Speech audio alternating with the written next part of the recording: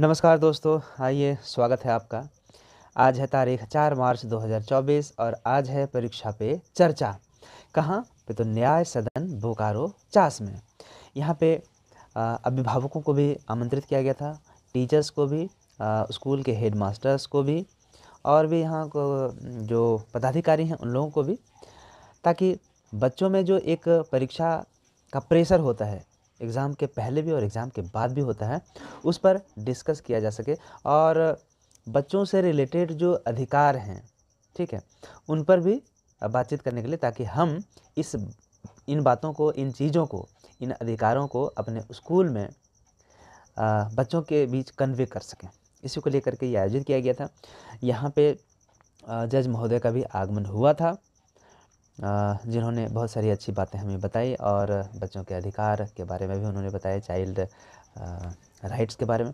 तो आइए कुछ मुख्य बिंदुओं पर हम चर्चा करते हैं और इसके बाद में फिर आपको दिखाऊंगा कि मोदी जी ने जो हमारे आदरणीय प्रधानमंत्री नरेंद्र मोदी जी ने परीक्षा पे चर्चा बच्चों के बीच जो की है, उसके भी कुछ अंश हमें दिखाया गया, जिसका वीडियो आप लोगों को देखने का मौका मिलेगा। तो चलिए उन बिंदुओं पर चर्चा करते हैं जो हमारे बीच डिस्कस हुआ।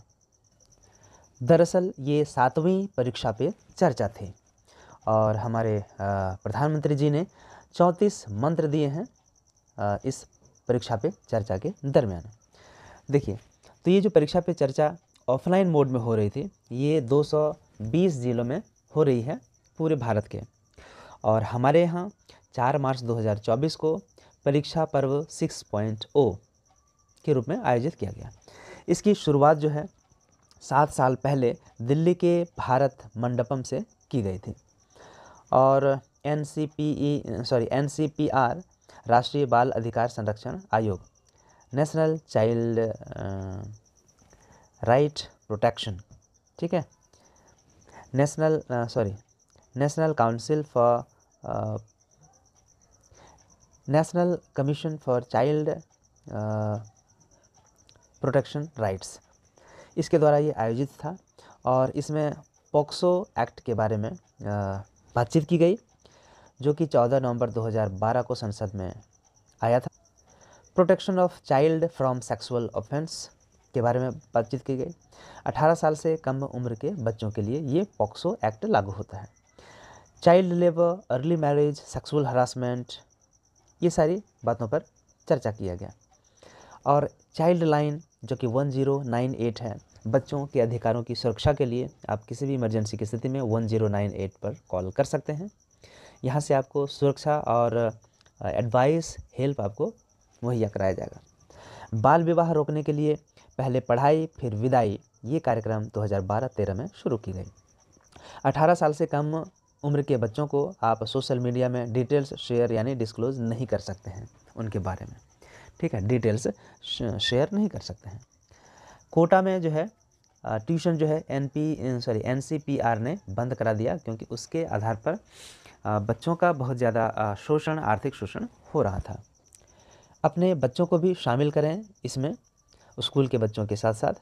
और CPC एक्ट ये हो गया, चाइल्ड प्रोटेक्शन कमीशन, 2005 में बना और लागू हुआ मार्च 2007 में। चर्चा हुई कि आप लोगों ने निठारी घटना की बात सुनी होगी, जिसमें दिसंबर 2006 में नोएडा में बाल कंकाल मिले थे एक डॉक्टर के यहाँ।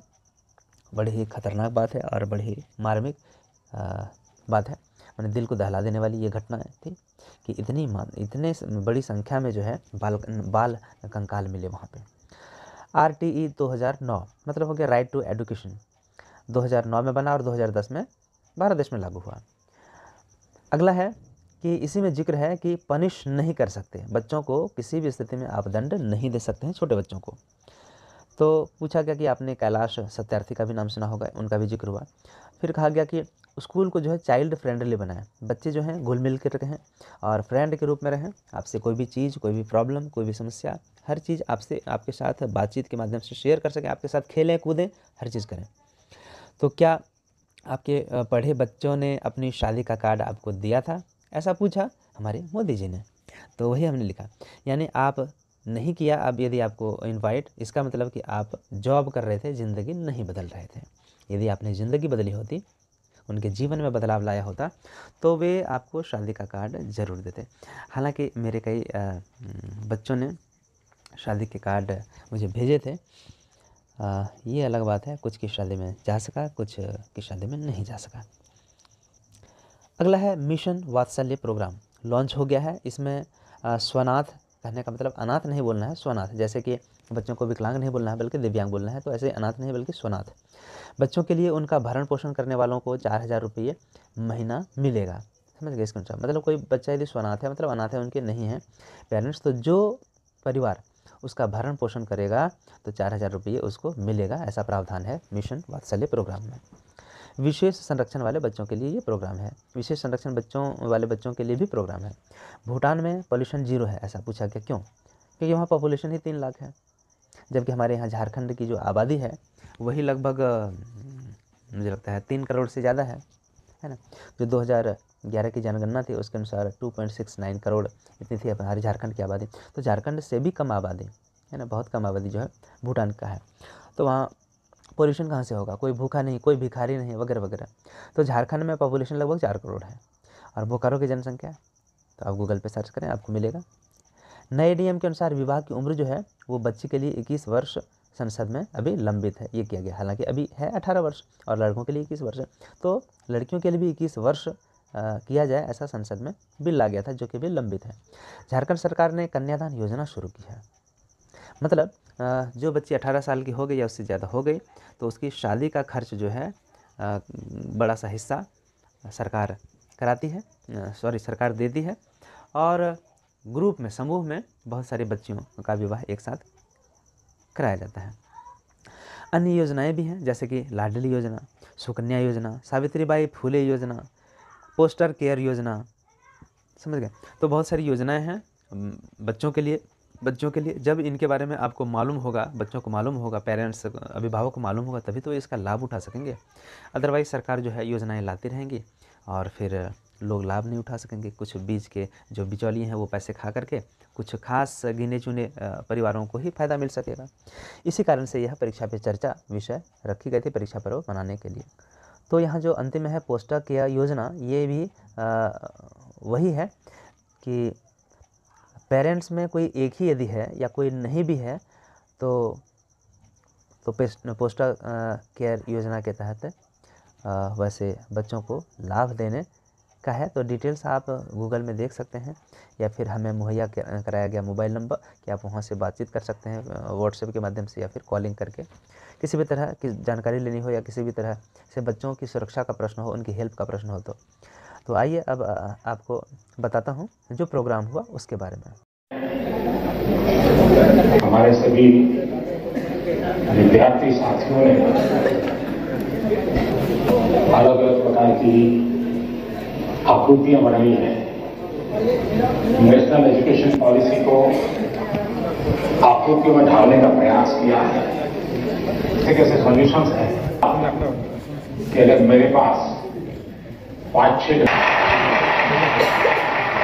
क्योंकि सबने आपका स्टूडेंट्स के साथ नाता जैसे ही आप पहले दिन, वर्ष के प्रारंभ में पहले ही दिन क्लासरूम में एंटर करते हैं, उसी दिन से एग्जाम आने तक आपका नाता निरंतर बढ़ते रहना चाहिए। तो शायद परीक्षा के दिनों में तनाव की नौबत ही नहीं आएगी।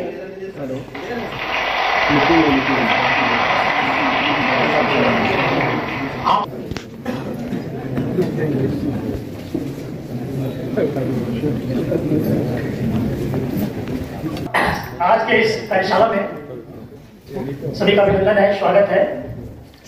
जैसा कि आप लोग को पूर्व विदित है कि आज का ये कार्यशाला काफी संवेदनशील विषय को अभिनंदन और स्वागत करेंगे।